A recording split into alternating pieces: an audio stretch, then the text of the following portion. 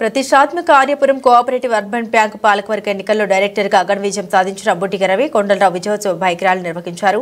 కూటమి బలపరిచిన చెల్లా శంకర్రావు ప్యానెల్ మొత్తం ఏకపక్షంగా విజయం సాధించింది. ఈ ప్యానెల్లోని బుడ్డిగ రవి 8,886 ఓట్లు సాధించి విజేతగా నిలిచారు. డైరెక్టర్లుగా విజయం సాధించిన బుడ్డిగ రవి కొండలరావుకు కుటుంబ సభ్యులు, అభిమానులు, సన్నిహితులు, స్నేహితులు అభినందన శుభాకాంక్షలు తెలియజేశారు. బాణసంచ టపాసులు కాల్చి సంతోషం, హర్షం వ్యక్తం చేశారు. తొలుత 38వ వార్డులోని రవి నివాసం వద్ద ఆయన సతీమణి హారతి ఇచ్చి విజయ తిలకం దిద్దారు. అనంతరం రవి కొండలరావు తన అన్నయ్య సీనియర్ టీడీపీ నాయకుడు బుడ్డిగ గోపాలకృష్ణకు పాదాభివందనం చేసి ఆశీస్సులు తీసుకున్నారు.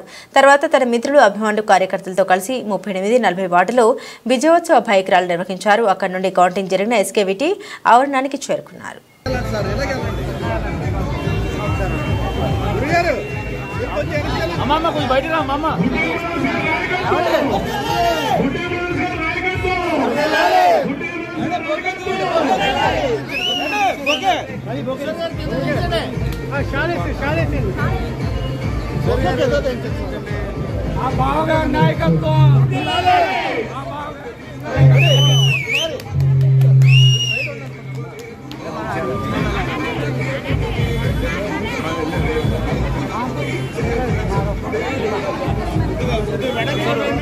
కొంచెం వైడ్ ఉండండి, వైడ్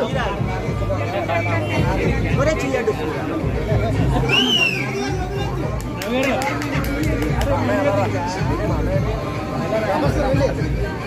ఆటో ఎవరైతే ఏమంటే లేడీస్ అక్కడ కార్యక్రమం అయిపోతే ఆటోలు వచ్చే మీకోసం అక్కడ వచ్చేయండి.